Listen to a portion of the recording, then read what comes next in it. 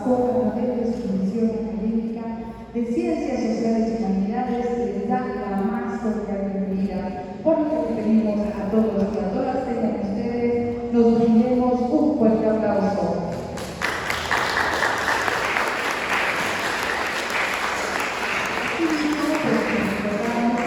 Tenemos igual meses de trabajo, tenemos un receso y al final la participación de un evento cultural del Centro de Desarrollo de las Artes de nuestra Universidad Juárez Autónoma de Tabasco. Y bien, empezando con este cronograma de actividades del segundo día del coloquio de historia, tenemos a bien presentar la conferencia magistral Relaciones entre Palenque y Tabasco entre el siglo XVIII, asentamiento del pueblo palencano en Balancán durante la guerra. Y para ello les presentamos a la persona que nos acompaña hoy como moderadora, la estudiante Catherine Guadalupe Calcáneo Peralta. Bienvenida.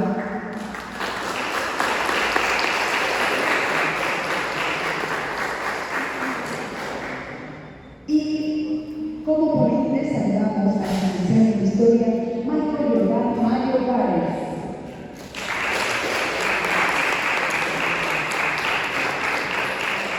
Y es así como este coloquio ha venido a invitados especiales y saludamos con cariño y afecto a Cholet Willy del noticiero Cholet Palenque y de la Fecha MX, medios de comunicación más local. Los saludamos con un fuerte aplauso desde Palenque. Enhorabuena, muchísimas gracias por estar aquí con nosotros desde la Dirección Académica de Ciencias Sociales y Humanidades. También saludamos como invitado especial a Choco Chepe, que nos acompaña hoy en su participación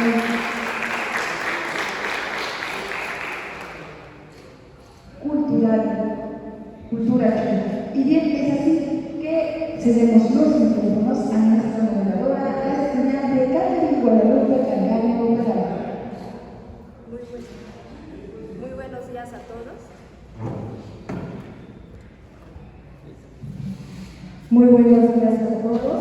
Hoy presentamos al licenciado Michael Jordán Mayo Juárez. Él es licenciado en Historia por la Universidad Autónoma Metropolitana, Unidad Iztapalapa, estudiante de maestría en la Universidad Autónoma Metropolitana, Unidad Iztapalapa, con la tesis de investigación, recepción y aplicaciones de las leyes de reforma en Villa de Palenque entre 1840 y 1880. Laboralmente ha colaborado en el proyecto Colecciones Arqueológicas de Palenque, estudió catalogación, almacenamiento y restauración minera, dirigido por la doctora Marta Cuevas García y la restauradora Luz de Lourdes Urbert Pesquera. Líneas de investigación: Historia de Israel del siglo XX al XXI, historias del pueblo de Palenque del siglo XVII al XIX y viajeros en Palenque del siglo XVIII al XIX. Le damos la bienvenida al licenciado y procedemos a otorgar el micrófono.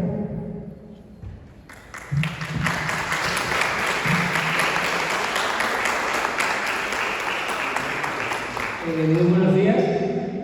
Primero me siento muy honrado de estar aquí, es la primera vez que yo visito su universidad.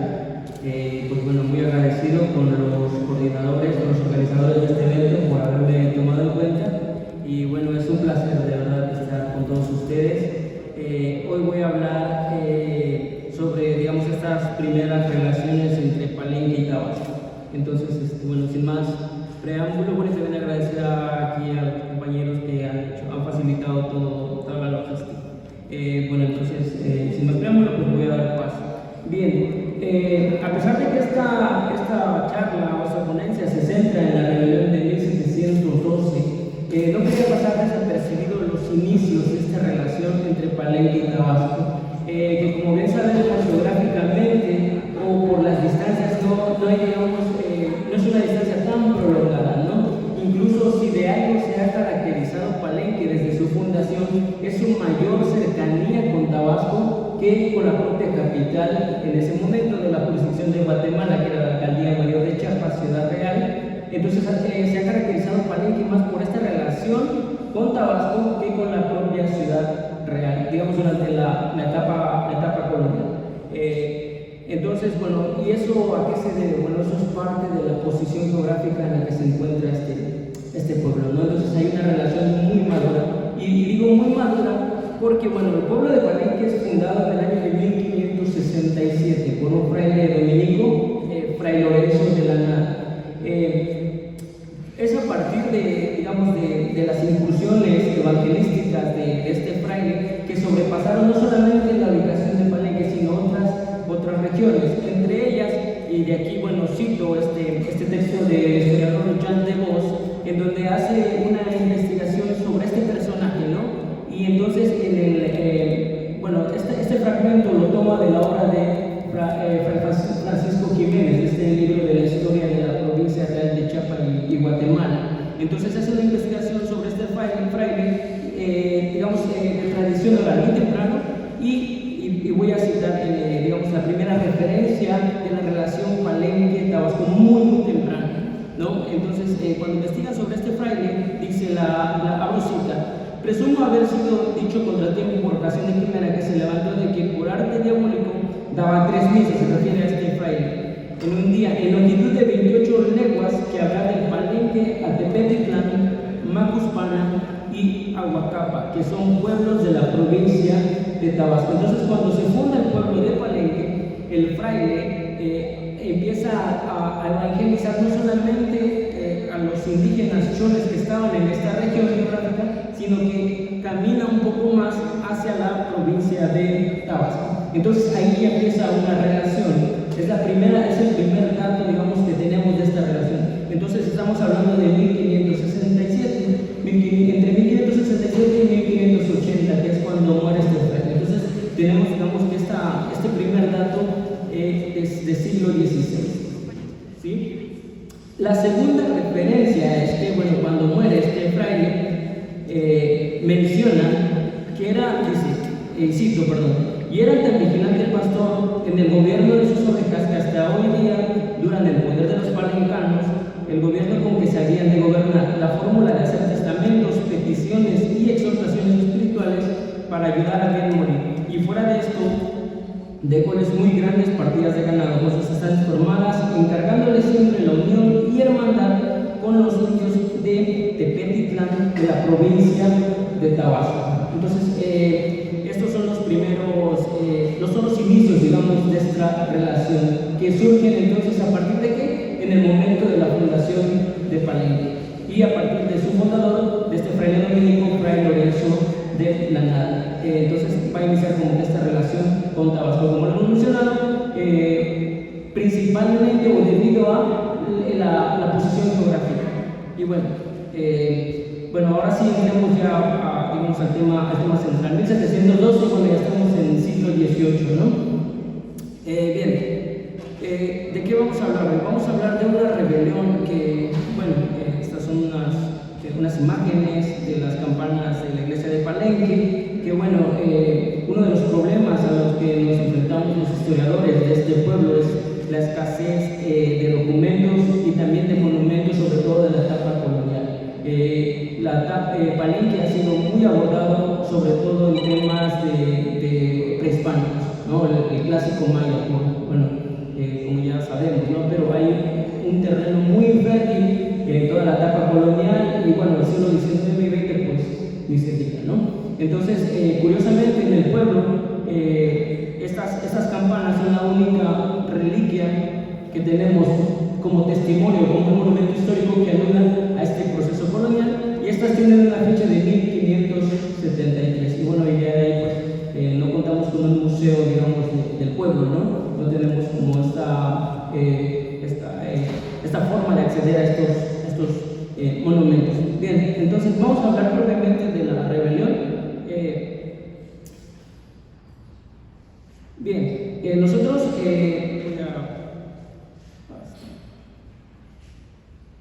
estamos en esta parte, ¿no? Que es Palenque, que bueno, actualmente dentro de la caracterización o definición geográfica, está ubicado al norte de Chiapas, ¿no? Y evidentemente pues muy cerca de Tabasco. En ese momento, en el siglo XVIII, estamos hablando de que este es un territorio perteneciente a la jurisdicción de Guatemala, pero a la vez perteneciente a la Alcaldía Mayor de Chiapas. Y bueno, como podemos observar en este mapa, que bueno, toda esta región fue caracterizada como la región de los centales, a pesar de que habían pueblos de habla central, pues están Tila, Tumbalá, Yajalón y Palenque, pues, de habla chol, pero estaban dentro de esta clasificación. Muy bien, ahora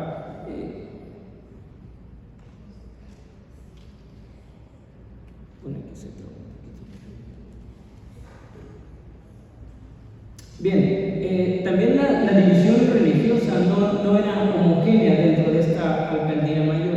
Palenque se distinguió por ser el primer pueblo que pasó a ser fundado por un fraile dominico, pero al su muerte pasó a ser administrado por el clero secular desde edad muy temprana.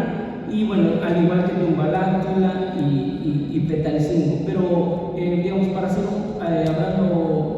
una pequeña reseña de por qué se da esto, los dominicos no van a continuar con la administración del pueblo de Palenque porque se caracterizó desde su fundación por ser un pueblo muy pequeño. Además, por las condiciones geográficas, era muy difícil trasladarse desde la alcaldía o desde el obispado de Chiapas hacia Palenque. Era una zona geográfica muy accidentada que pues dificultaba los movimientos por parte de los frailes. Además, era una parroquia que podemos caracterizar como una parroquia marginal. ¿Cómo es una parroquia marginal? De pocos ingresos, de pocos feligreses, de poca subsistencia para los curas, ¿no? Entonces, y además, pues la lengua, ¿no? Que en este momento presentó una dificultad. Ahora, había otro punto que es importante. Fray Lorenzo de la Nada funda el pueblo de Palenque con indígenas choles. ¿De dónde? ¿De qué zona? De la zona de El Lacandón. Curiosamente, se había intentado hacer o evangelizar ya toda la zona de El Lacandón, pero bueno, había pueblos que habían resistido incluso a incursiones militares y que no habían podido ser evangelizados y asentados. Según los textos de Jan de Vos, a partir de la persuasión de Jan de Vos, estos indios choles deciden hacerle caso y logran una evangelización pacífica. Es un fraile dominico con una teoría lascasiana. Que es un poco similar a la evangelización que intentaba Fray Bartolomé de las Casas, es decir, una evangelización mucho más pacífica. Vamos a llamarle entre comillas, ¿no? Sabemos que también los frailes estaban dentro de este aparato colonial, ¿no? Entonces, evidentemente, él al lograr eso, pues queda de alguna manera, no es tan bien visto por los otros frailes dominicos, ¿no? Porque pues habían intentado hacerlo, habían intentado acceder a este territorio de El Lacandón, pero no habían logrado la evangelización. Y entonces pasa a ser administrado por un cura secular. Bien, continuando. Aquí está otro mapa en el que pueden, creo que es muy pequeño.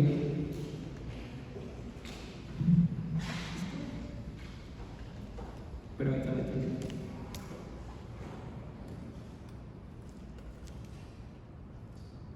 Bien, antes de pasar ya propiamente a la rebelión, quiero mencionar un par de cosas más.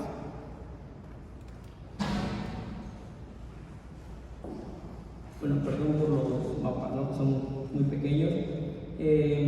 Bien, ¿en qué consiste esta rebelión? Empieza en el pueblo de San Juan Cancún. No sé si alguien ya ha escuchado de esta rebelión. ¿No? ¿Nadie ha escuchado? Es muy interesante porque habla de la capacidad y digamos, de esta capacidad de relaciones y de ideas que van a tener los indígenas. Porque, evidentemente,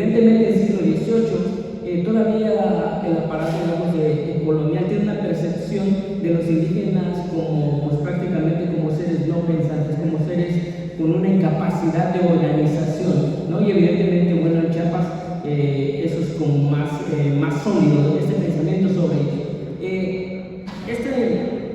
esta rebelión surge de la siguiente manera.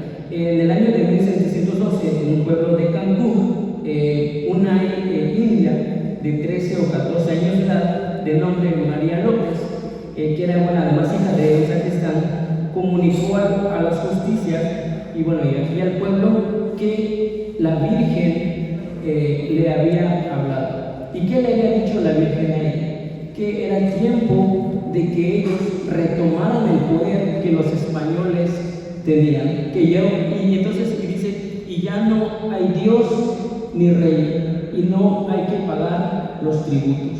Entonces, eso es lo que comunica esta indígena, y evidentemente, pues ante los frailes y ante las justicias, más bien ante las autoridades españolas, tratan de alguna manera como de detener este movimiento, pero así surge, ¿no? Y bueno, y me permito citar, porque eso es muy interesante. Yo quiero que leamos juntos los testimonios y de qué manera ellos adoptan un discurso, pero lo transforman para sí. Entonces eso habla de la capacidad que tenían estos indígenas, ¿no? Y cito, y ellos dicen, la Virgen, ¿no?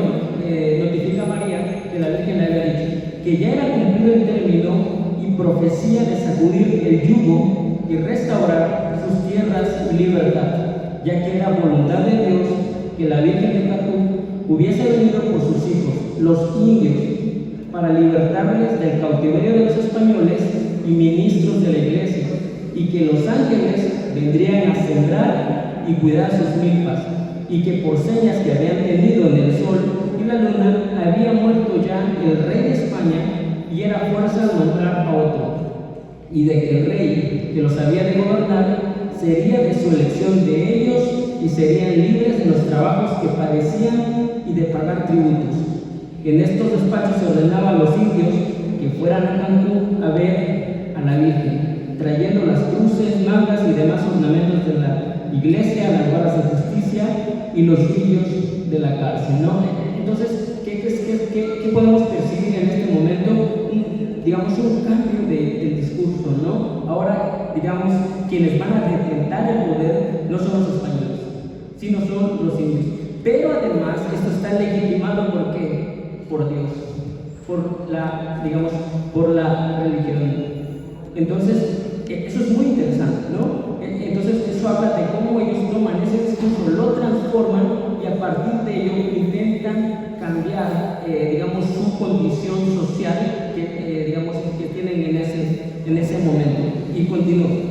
La Virgen se había aparecido a Cancún, decían, porque se había compadecido de los indios, a los que venía a favorecer, dejando por lo tanto de proteger a los españoles. Lo que la Virgen venía a proclamar era pues que a partir de ese momento los indios ocuparían el lugar de los españoles que habían caído de su gracia y estos en aquellos. Y así cuando los vicarios ordenaron matar a los españoles, ladinos y sacerdotes, precisaron que los que se entregasen y obedeciesen a la Virgen los pusieran a servir a los indios y que les pagasen tributos como esclavos. Entonces ahora los que tenían que pagar los tributos, los que tenían que ser esclavos eran los españoles. Ahí creo que...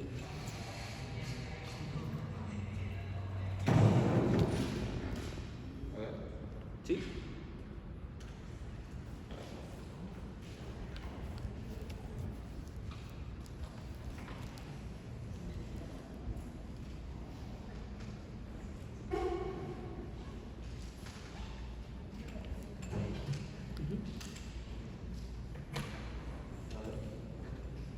Ahí, creo que sí. ¿Ok? Bien, entonces, de esa manera es como empieza el levantamiento, ¿no? Con el discurso. Entonces, ¿esto qué nos indica? La forma de replantearse una idea. Y entonces, de San Juan Cancún, que es el epicentro de esta sublevación, empiezan a salir papeles convocatorios hacia otros pueblos.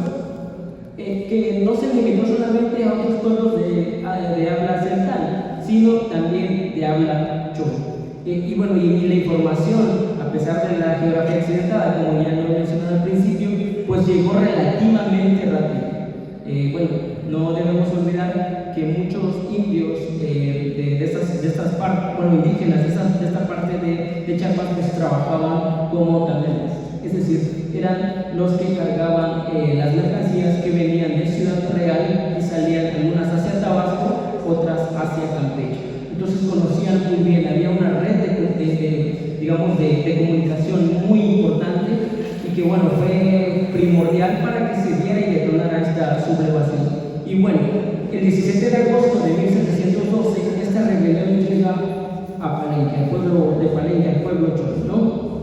Y bueno, aquí cito este documento de Laji, en donde bueno, ellos a partir del testimonio mencionan, ¿no?, que llegaron 2 papeles de San Juan Cancún a Palenque, ¿no? Dice, el primero sin firma y con rebozo de convocatoria, y el segundo papel firmado por Jerónimo Montejo, que era fiscal del pueblo de Tumbalá, un pueblo, digamos, chol también, no tan cercano como Balalcán, pero sí es dentro de la alcaldía mayor, era el más cercano a Palenque en este momento, ¿no?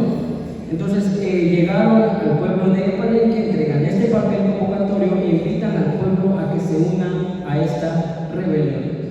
¿Cuál era la promesa, digamos, de participar? ¿O cuál era el objetivo?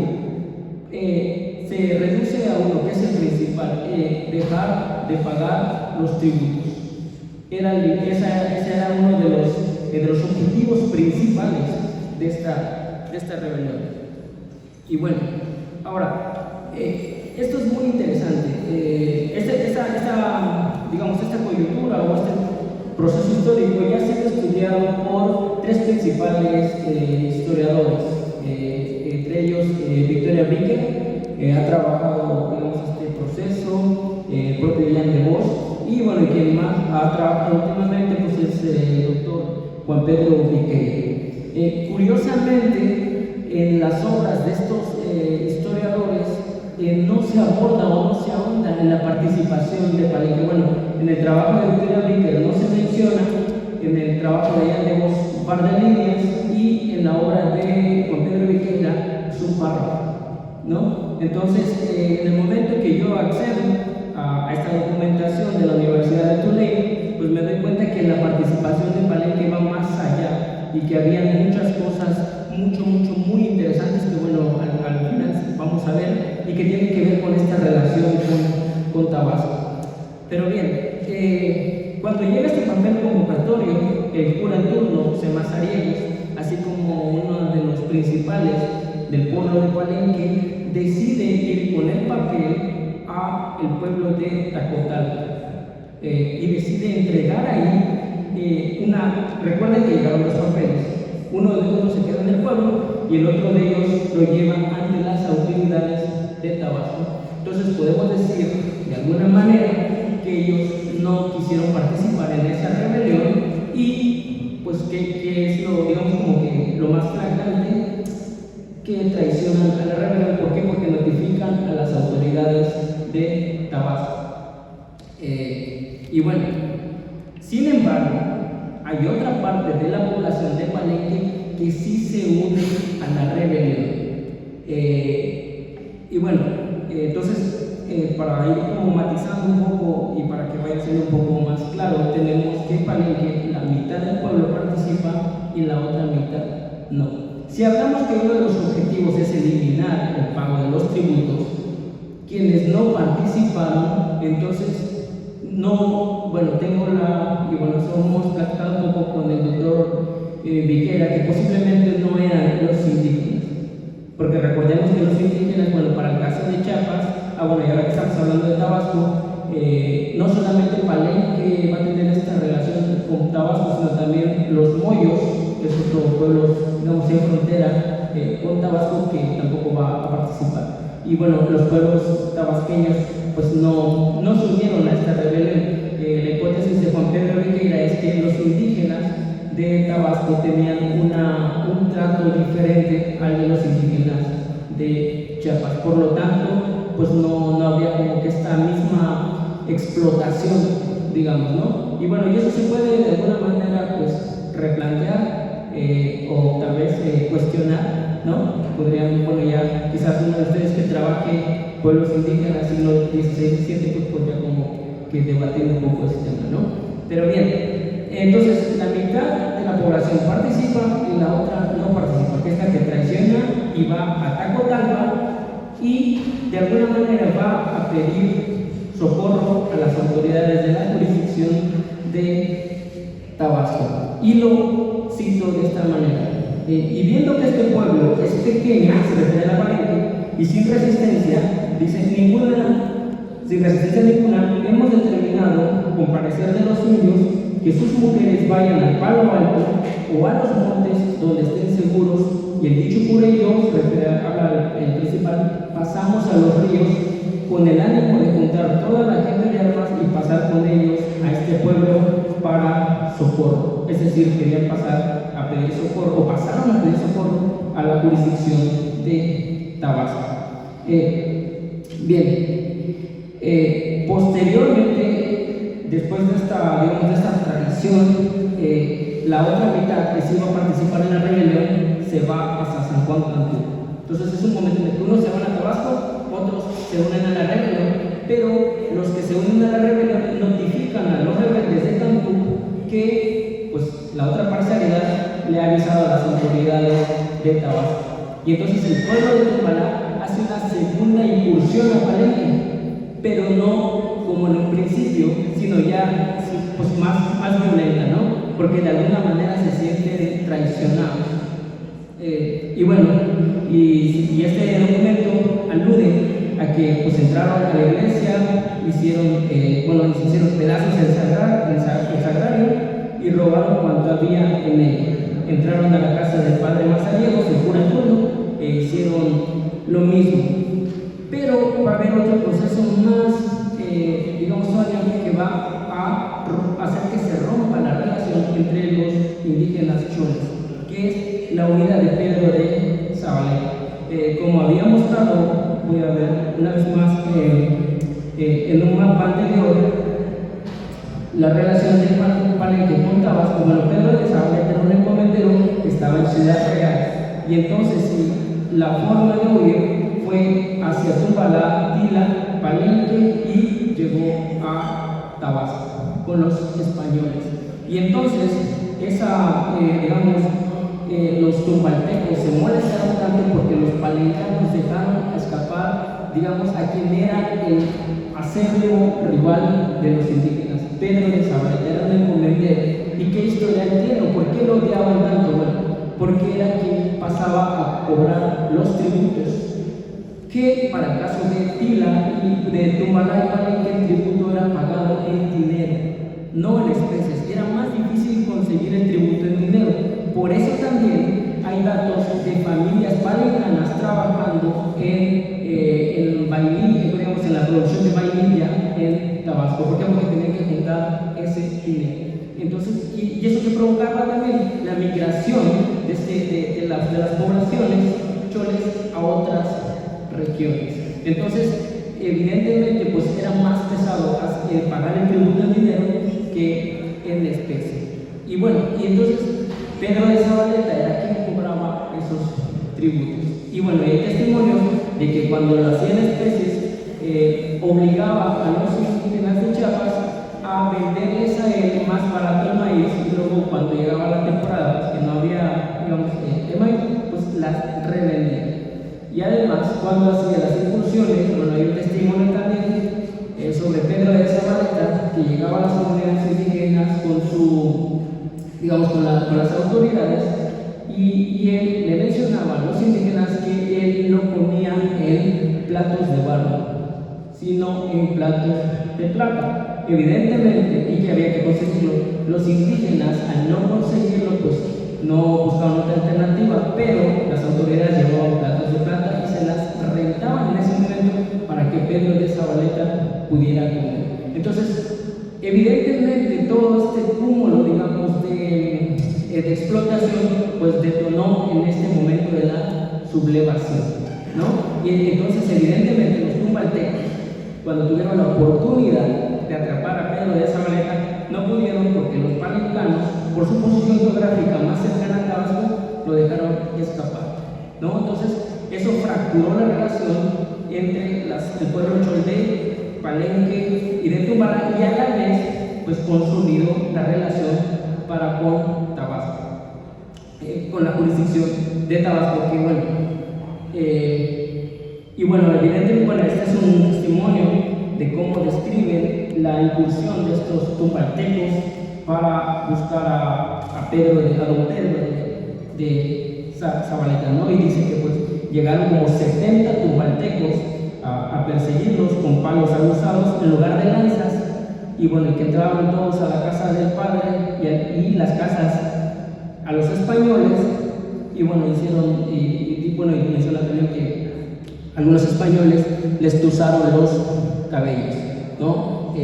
Sin embargo, pues Pedro de Zabaleta logró escapar hacia Tabasco.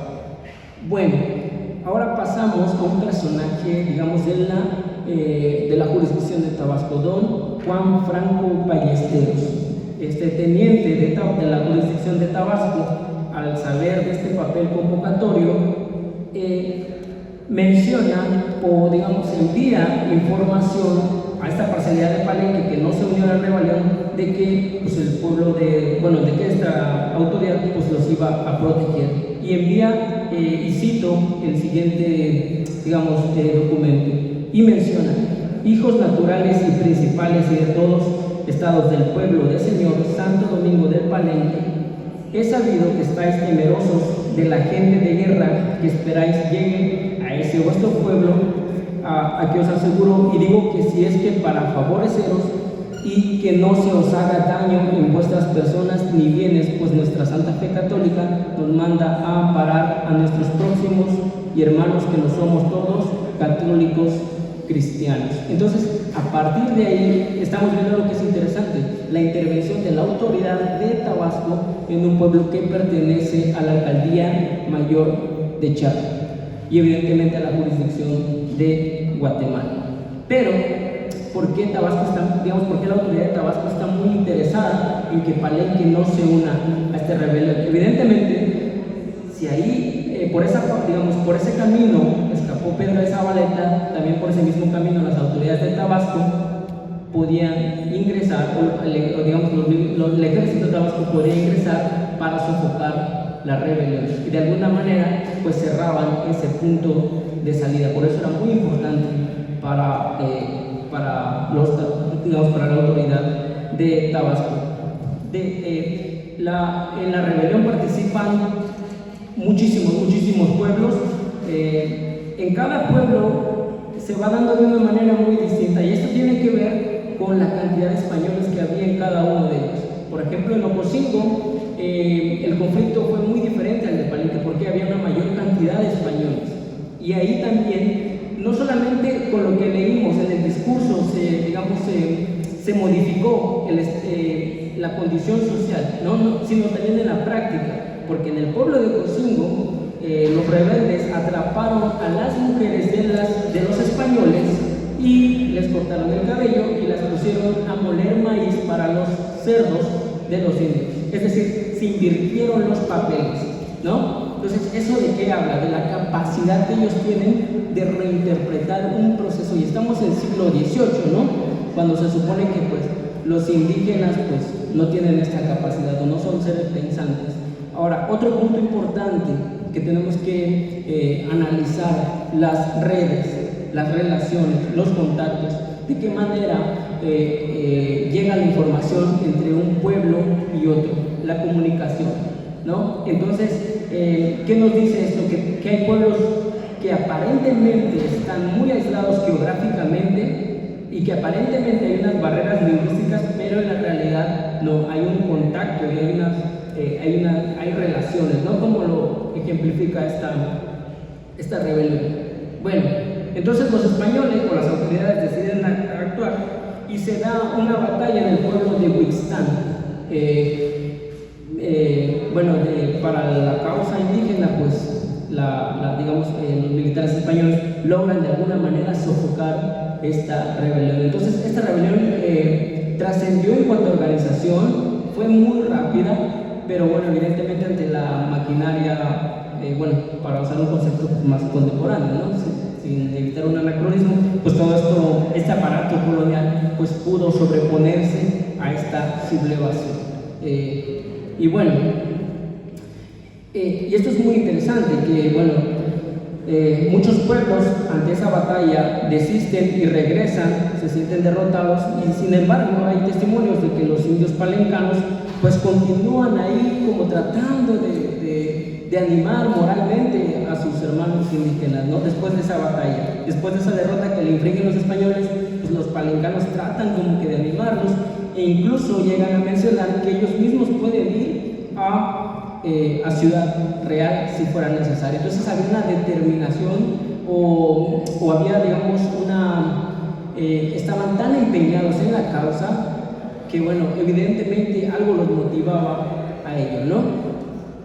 Bien, y bueno, afortunadamente pues tenemos los nombres de los palencanos que sí participan en la rebelión, y bueno, y también tenemos la relación de los indígenas palencanos que el 5 de octubre, la rebelión estalla en agosto, y bueno, y para el 5 de octubre ya hay un movimiento de la población de Palenque a Palancán, y bueno, y son estos personajes que evidentemente solo aparecen, si nos damos cuenta, el nombre de, digamos, esos indígenas de sexo masculino, ¿no? Pero evidentemente pues llegan con sus familias. Entonces hay un movimiento de población muy grande, si lo comparamos con los que participan en la rebelión, que bueno, en este caso sí no van con todas sus familias, ¿no? Van únicamente ellos. Y bueno, para los que se asientan en Palancán, pues vemos que hay una mayor cantidad, ¿no? Que es la que va a estar asentada en el pueblo de Palancán durante todo este proceso. Pero bueno, ¿cómo llega esta información a este teniente de la jurisdicción? ¿O cómo la describen ellos en estos testimonios? Bueno, y cito, y dice de la siguiente manera: pareció ante mí don Miguel Hernández, indio y principal y natural del pueblo de Santo Domingo del Palenque. Bueno, dice, de quien se ha experimentado la lealtad en servicio de ambas majestades, cuando se refiere a las autoridades, pidiéndole amparo, recibiendo los hijos de su pueblo que se retirasen a este partido, acompañado de los dos alcaldes y los dos regidores y una parte de los naturales. Entonces estos llegan. Y bueno, ¿por qué está esta hipótesis? Si eran, para mí, bueno, yo se lo platicaba con el doctor Beque, yo creo que eran no necesariamente españoles europeos, porque bueno, también habría que diferenciar entre españoles americanos o españoles europeos, pero yo considero que la mayoría de estos habitantes de Palenque eran españoles americanos, porque bueno, mencionan que el papel convocatorio estaba escrito en lengua central y que tuvo que haber sido traducido al castellano. Y bueno, y ahora sí, ellos llegan al pueblo de Palenque, se lo notifican a quién, a don Juan Franco Ballesteros, que era el teniente de alcalde mayor del Partido de los Ríos, de Usumacinta, de la jurisdicción de Tabasco, ¿no? Y bueno, y evidentemente piden este apoyo, que bueno, es un proceso que en realidad no fue tan rápido, no fue como de que llegaron, solicitaron socorro y enseguida pasaron, ¿no? Que tuvieron que pasar varios meses para que se diera este proceso. Y bueno, este es un mapa del Aki. Bueno, esta es la parte de Palenque y bueno, a mí me gusta mucho porque esta es la parte de Palancán, bueno, Tepetitán, pero pues de alguna manera se puede ver la distancia que hay una vez más hablando con Tabasco, a diferencia de la distancia que hay de Ciudad Real. Bueno, al término de la rebelión, pues las consecuencias para los indígenas fueron desastrosas, aumentaron los tributos, además de que pues se les quita, no podían utilizar metales, y evidentemente pues las autoridades hicieron una, digamos, dieron como que una lección muy fuerte, porque a muchos cabecillas de esta sublevación pues les fueron cortadas las cabezas y las pusieron en las entradas de los pueblos. Entonces realmente pues la sublevación sí fue muy complicada. Y lo más complicado todavía es regresar a la gente que fue asentada en Palancán, los palencanos. Termina la sublevación, se supone que bueno, ya fueron socorridos, habría que regresar, pero este proceso es muy tardado y prácticamente va a ser un año el que van a estar estas familias palencanas en el pueblo de Palancán. E incluso llega un nuevo cura, trata de enviar cartas al propio virrey, tratan de que se agilice este movimiento. Sin embargo, pues ellos no querían regresar porque al parecer pues estaban siendo mejor tratados con las autoridades de Tabasco que con las de la alcaldía mayor de Chiapas, ¿no? Incluso llegan a mencionar que pues están detenidos a la fuerza, ¿no? Pero evidentemente los documentos hablan de que ellos estaban buscando la forma de pertenecer o de pasar a la jurisdicción de Tabasco. Recuerden que hablamos de una rebelión de 1712, pues bueno, todavía en mayo de 1713 la población no había regresado. En el 30 de junio de 1713 los indios palencanos estaban aún en Palancán. Y bueno, ya para terminar, este documento es magnífico. ¿Por qué? Bueno, porque los pobladores de Palenque piden, si ya no van a hacer o ya no se van a quedar en Palancán, piden asentarse en un pueblo entre Palancán y Palenque, que le llaman un paraje de nombre Chisamay. Evidentemente pues eso no se da, pero buscaron a toda costa quedarse en Tabasco que regresar a su asentamiento original. Y esto es magnífico. Y ya para ir terminando, copié gran parte del documento porque bueno, lo quiero leer porque es muy interesante y cito.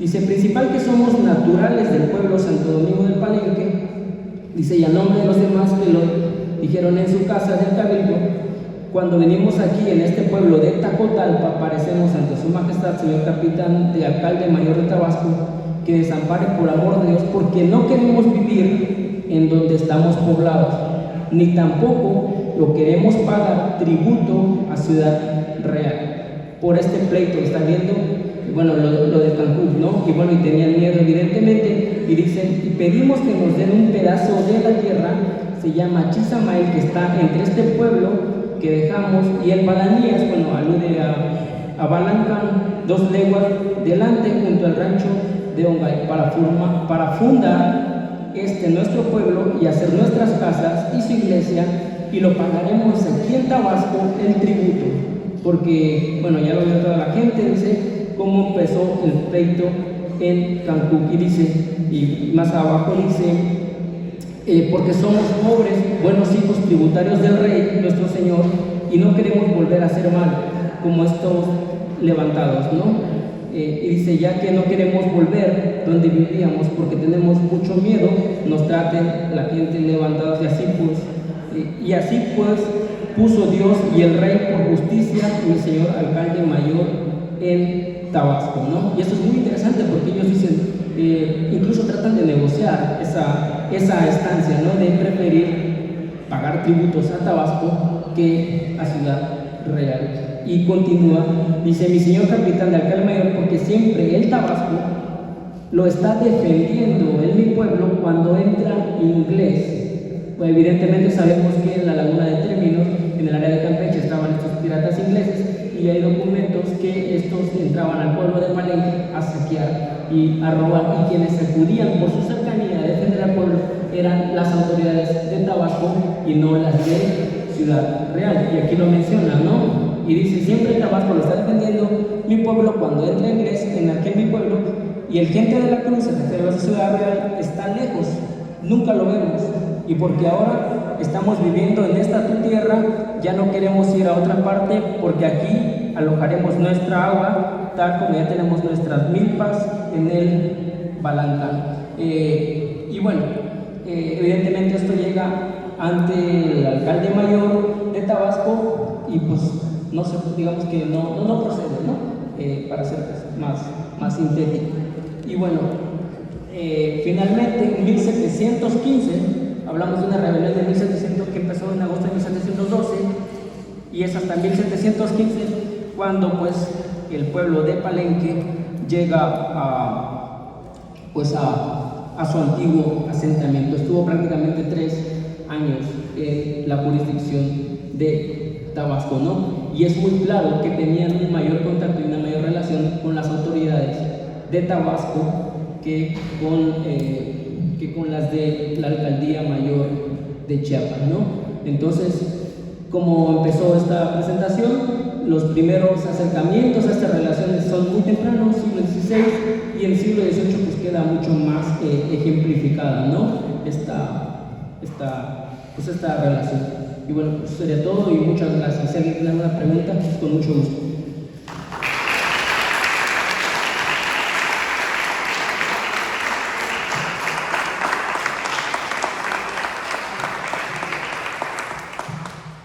Procedemos a la ronda de preguntas. El que tenga alguna duda o una pregunta, alce la mano y se le pasará el micrófono.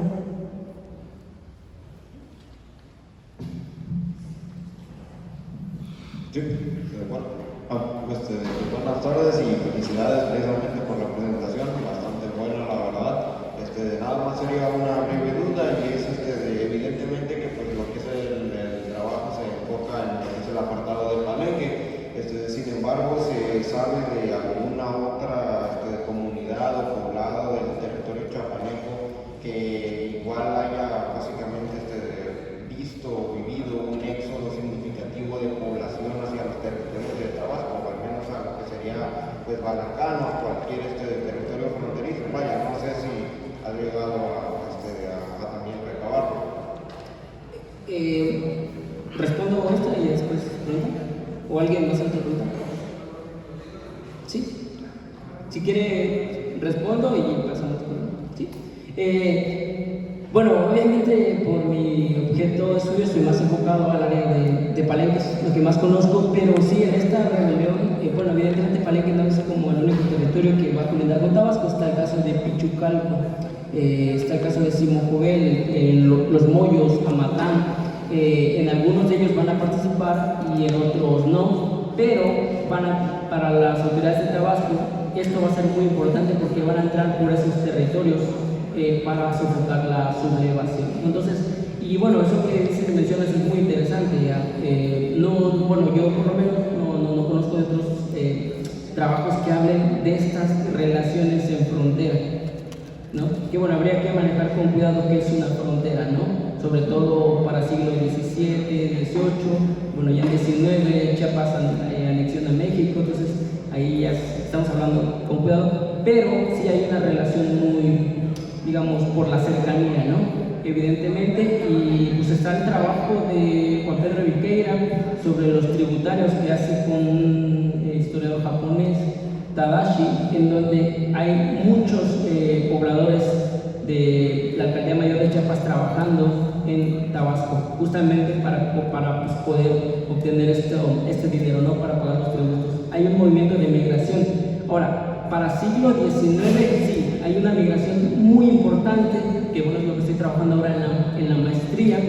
Sí, hay una migración muy importante, tanto de gente de Tabasco hacia Palenque como de Palenque hacia Tabasco, pero muy importante. Eso sí, para siglo XIX sí te puedo decir que hay una relación más sólida de familias de macuspanos, sobre todo, que llegan y se casan con de personas de Palenque y bueno, se quedan a vivir. Entonces, para siglo XIX sí, eso sí te puedo asegurar que hay muchísimas.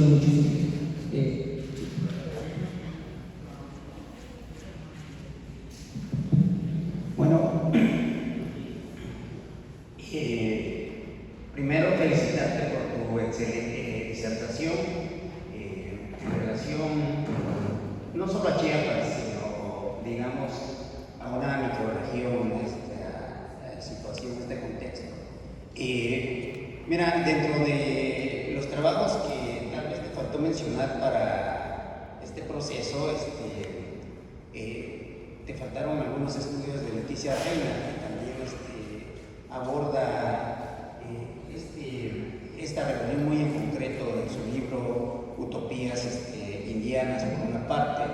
En Tabasco tenemos un texto poco conocido del maestro Ciprián Cabrera, Aurelio Bernal, que estudia el movimiento y fue publicado por el Ayuntamiento de Emiliano Zapata en 1985 más o menos, ¿no?